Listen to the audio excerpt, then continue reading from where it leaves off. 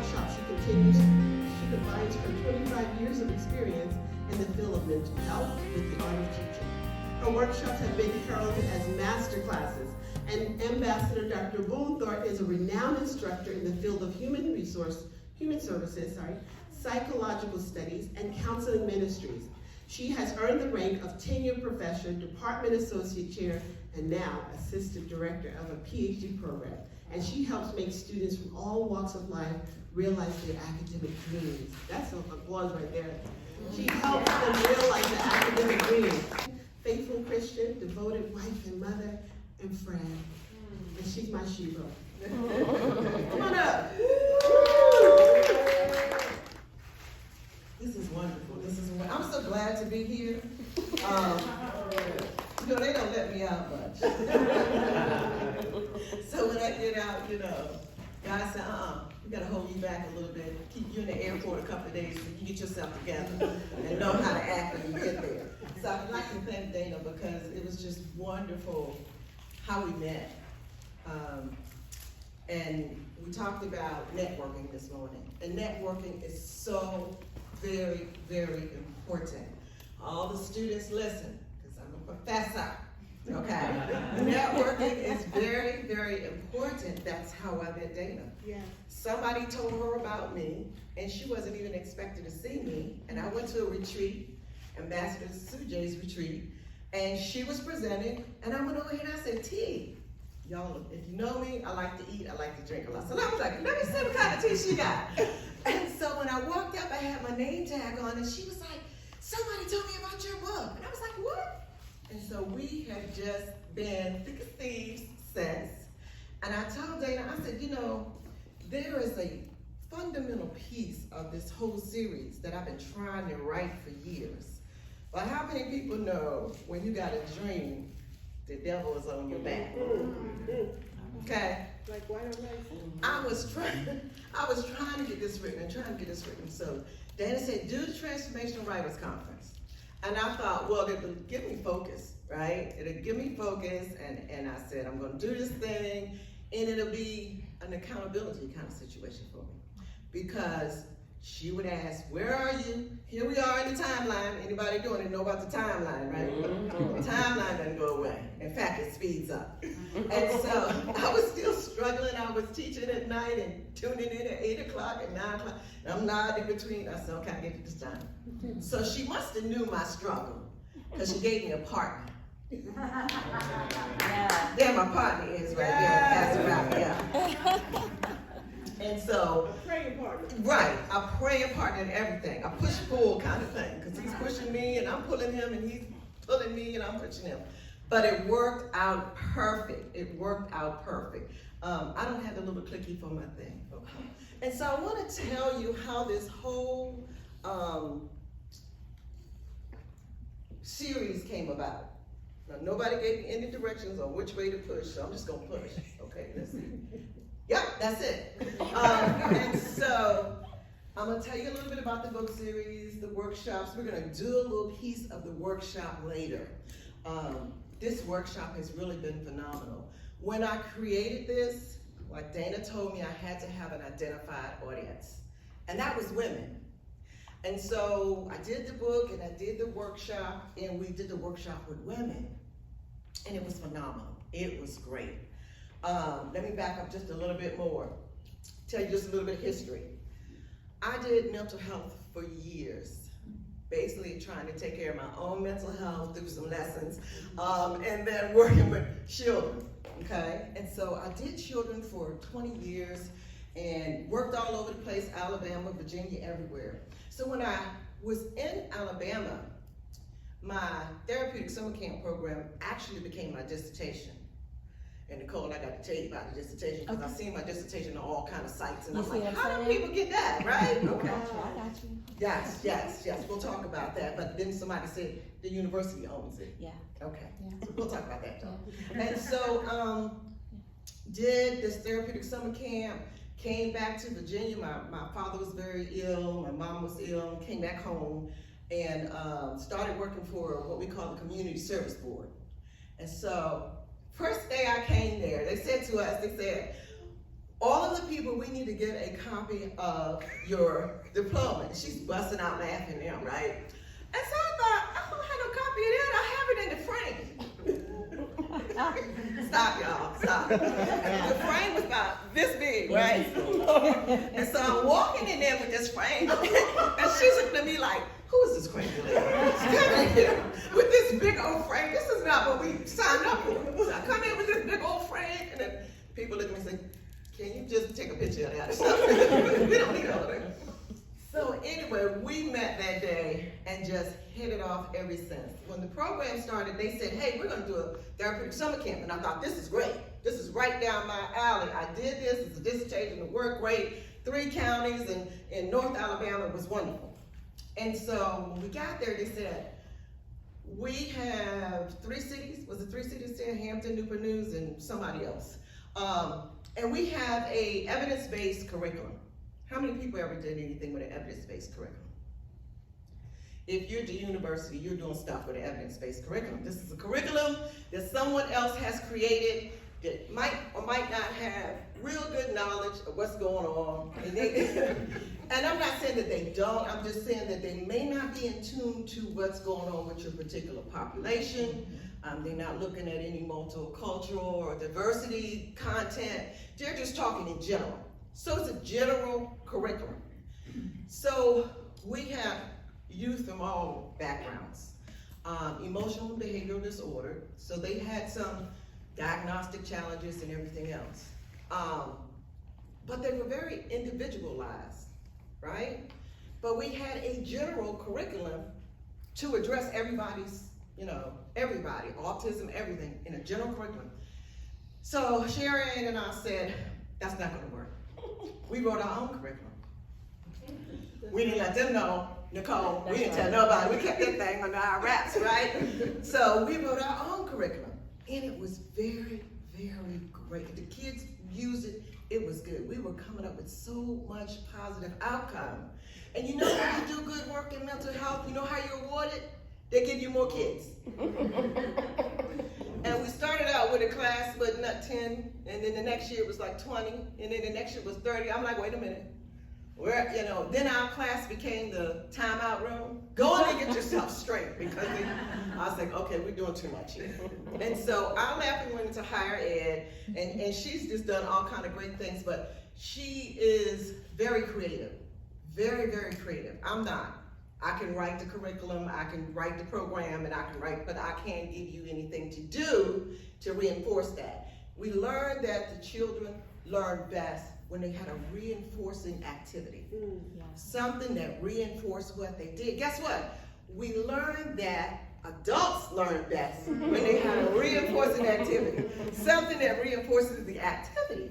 And so, or the content. And so we created that, and we also just pitched that to our city, where I wrote a grant and we received funding for that grant, and conflict resolution, gun violence, all of that. But we then realized that, hey, we can take this outside of just women to children. We work with youth who were 15 to 21 years old. Many of them came into our sessions with ankle jewelry called monitors. Okay, yes. Many of them had just been firsthand with violence. One of the individuals, 2 of his brothers had passed. He was the only child left in the family. There were, uncles, dads, everybody in prison, or lost their lives to gun violence. So it was an eye-opening program for us. And we did the same little hands-on piece that we're gonna do today. We learned so much from that, okay? First thing I learned, adults be holding back. Okay, we're supposed to be unmasking, and they just gonna give me a little bit of what's going on. This is just a little bit. I'm mad sometimes. No, you know you mad all the time about having to get up in the morning and do this and do that. But, so we're gonna talk about those kind of things, but these young guys were just phenomenal. They not only did the project, but they took it to a next level. They asked us, and I used to be rigid, but I'm not anymore. They said, we need markers. I'm like, this activity don't have no markers. But anyway, we gave them the markers. And it was phenomenal.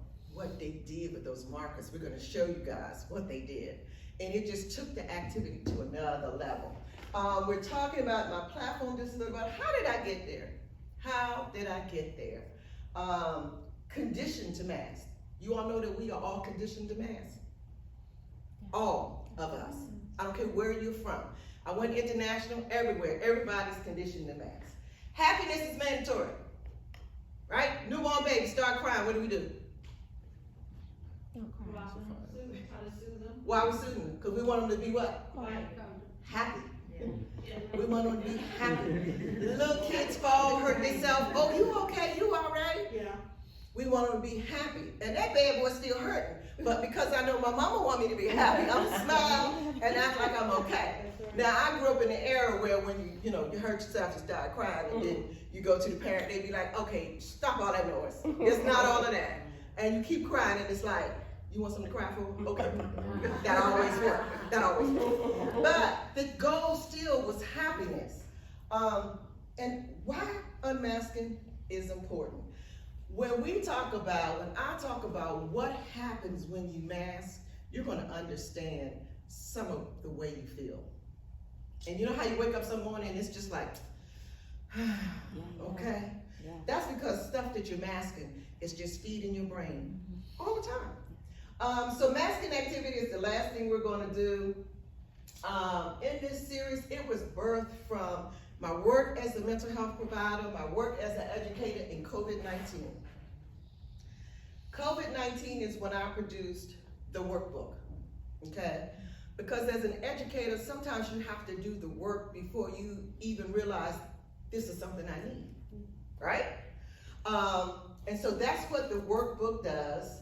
And in the aftermath of COVID-19, there was so much death and loss and all of that, and then we, just kind of shook it off and go back to as normal. No, that didn't happen. The opportunity to tell my story, because I had a story behind all of this too.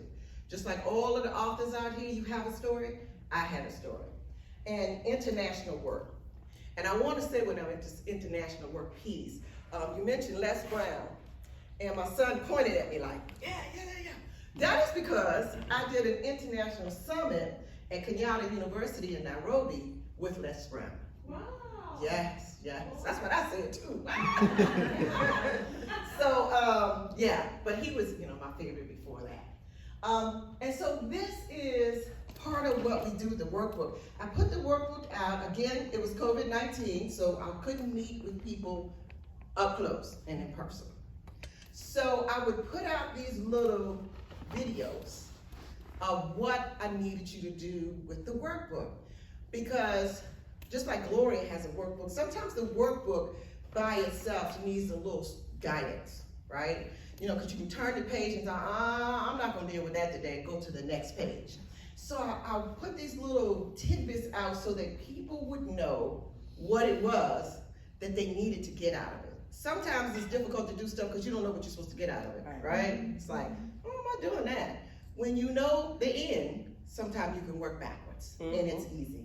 I'm Dr. Michelle Boone-Thornton, and I just want to share a couple of things with you.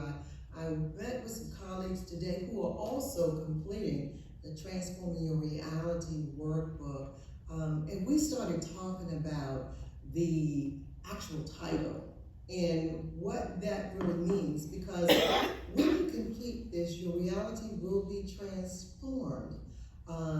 You will no longer have to mask. You can unmask and be your true, authentic self. But we also look at it in a different light, because part of the reason we mask is because of self-imposed stress. And one of the stresses that we have is that, we are so busy trying to please man. And when your reality transforms, then you will start working under God and not under man. So all of the stress that you have to go through to keep up the images, to fit in, to be liked, to be what you call appreciated by other people is no longer a pressure. And also, one of the things that we talked about was how hard people work to fit in when God made us individually unique to stand out. Yes. So keep that in mind as you go through the workbook, and even as I go through the workbook myself, I have to go back and think about that because I'm human, just like everybody else. Thanks. So it's just little pieces that I put in because it gets rough out here sometimes. You know, when you're trying to be everything to everybody, and we don't really start out that way, but it happens.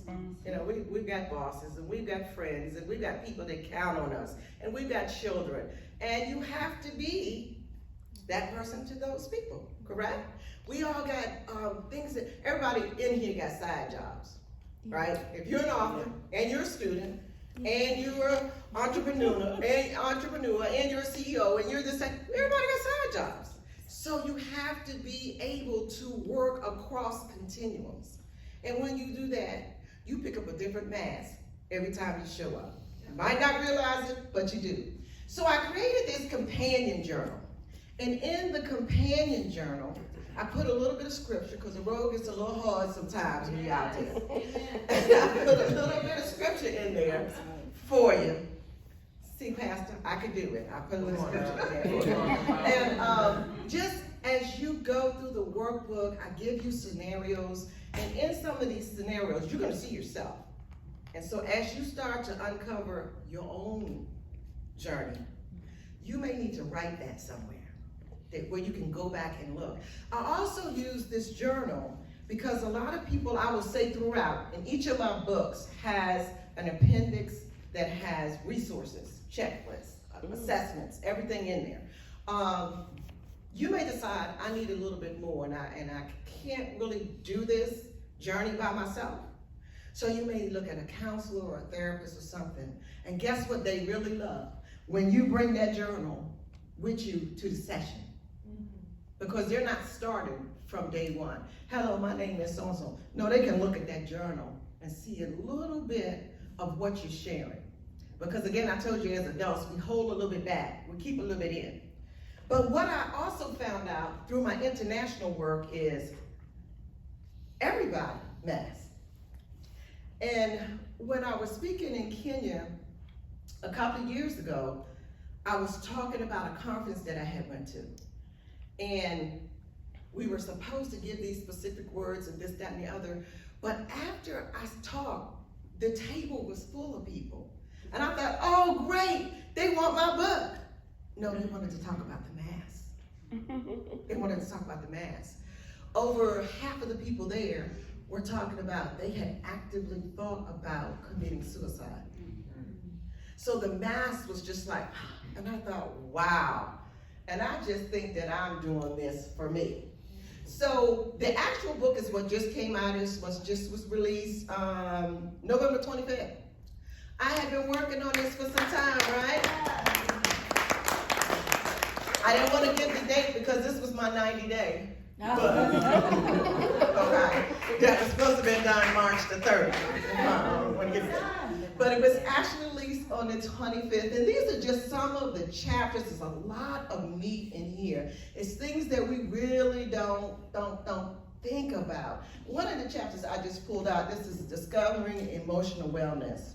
And this is part of the journey. And so we have to turn off the fight or flight mode. You know, we operate in that more than 80% of the day. Yeah.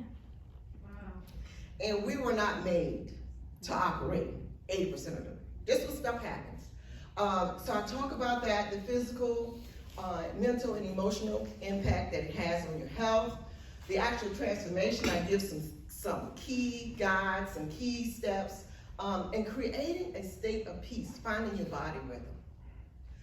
I actually had an opportunity to work with someone that does meditation and yoga and all that. When we did the actual grant, remember that young lady? And she was just, it was something about her. I just wanted to be around her because she just had this aura of peace. And I'm like, how could you create that? And so I'm talking about that as well, and recognizing and utilizing your own coping skills. Everybody has different coping skills. What works for me might not work for Nicole, might not work for Marguerite, but you have your own. And so I want you to do that, and I want you to reduce self-imposed stress. Anybody think they got any self-imposed stress? Oh, yeah. Okay? You put stuff on you, because one of the problems we have is we can't say no. Yeah, it's complete sense. And my son is shaking his head because he's been voluntold so many times. Bless his heart, y'all. Bless his heart. Thank you. But, you know, it's just a lot sometimes that we put on ourselves. We put some crazy deadlines on ourselves, Okay. right? I have students, and I just want the students to hear this, that your professors know, that, you know, we got the syllabus 16 weeks ago, and the assignment was in there then, okay? And the due date was in there then. But the night before the due date, you call and you tell me about all kinds of things. And I'm like, that's because we put this stress on ourselves. Some people work really good under stress and pressure, but some people do not. And you know, okay, so you really thought you were gonna do a 16-week assignment in a weekend? No, it didn't work. So that's the self-imposed piece.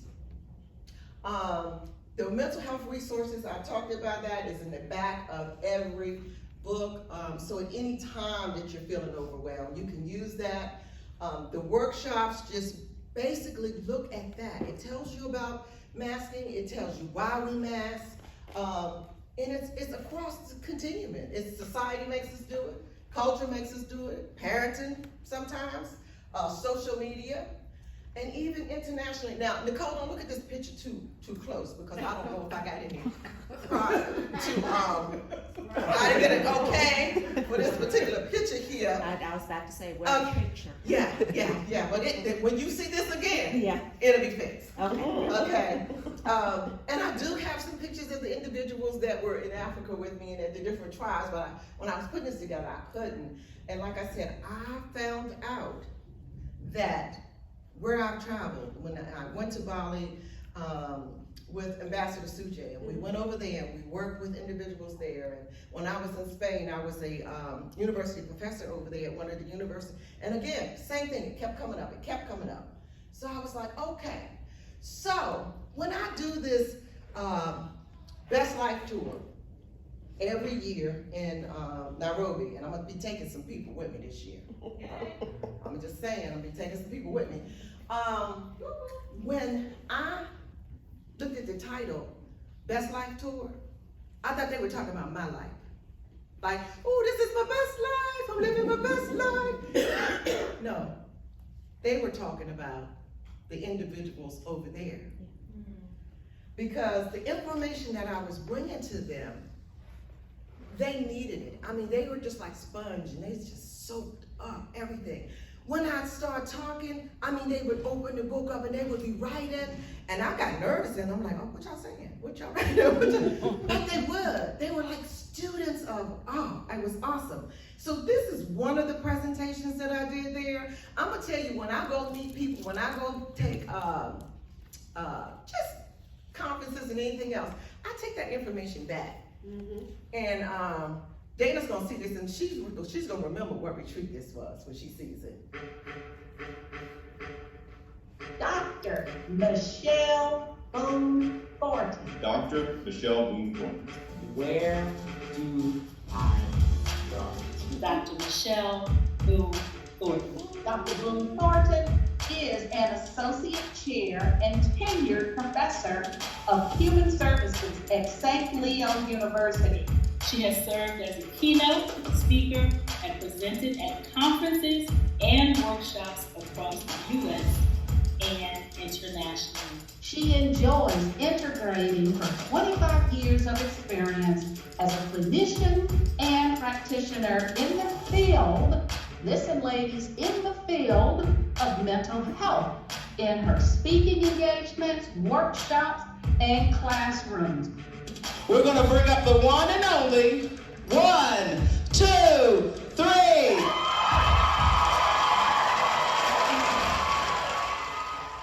I recently went to a retreat, and let me tell you, I was just blown away. Not more than I am here in Nairobi, but blown away to be invited to that retreat. It was women of all statures. They were doctors, lawyers, CEOs, they were cabinets in the government. And so, as part of the retreat, they had each of us come up front, right on down front, and they said, give us an R word, because we were at a retreat. Give us an R word that describes what you're going to get out of this retreat, right? And so we said our name, and we all said our R words, and I said renewed, because I do the mental health thing. Therefore be conformed by the renewing of your mind. So I said renewed. I thought I was saying something. And then the lady next to me said replenish. And then somebody else said revive. And they went on. And when they said their words, they gave a little bit about who they were and what they were bringing to this event. Well, in the midst of it, this voice booms out in the back. And she says, I'm 87 years old and my voice has always been heard. And we could hear her coming to the front. We're all looking, we're moving, trying to see who it is. And she said, let me tell you. Now we were just supposed to do one R word. She said, I got more than one R word. So she already started breaking rules. She was out of control, right? 87, we let her go. And so she says, my first R word is risk. Y'all say risk. Because you gotta take some risk in this life. You won't get what you want if you don't take what? Risk. And I said, go ahead on, mama. She's 87, right? I said, go ahead on. And she said, my second R word is radical. Say radical. Radical. So we got risk, and now it's radical. She says you have to be radical in the pursuit of your dreams. You have to be passionate about it. Nobody can tell you no. When you're radical, don't worry about what your haters say. Okay? Do it anyway. When you're radical, do whatever it takes to get to the next level. And then she said, I have one more R word. She said, as I listen to each and every one of you women with all your degrees and credentials and accolades, she said, you are an emotional wreck. Wait a minute. I was like, she says, yes, you are. She said, I can hear the pain and the vulnerability and the hurt behind each and every one of your stories. I can hear it. And she says, you got to get a hold of that. Yeah, you can build your dreams, but if you are dealing with emotional turmoil, you can't celebrate like you need to celebrate. I really admire Dr. Michelle Boone-Thornton. She has a heart for people. She is in a plethora of boards and directorates. She has the love of God deep down inside of her. I believe that this is the best experience for anyone who wants change. Not just change that comes from outside, but change that comes from within. When it comes to emotional wellness, the transformation begins with you. I'm Dr. Michelle Boone-Thornton. Thank you for having me.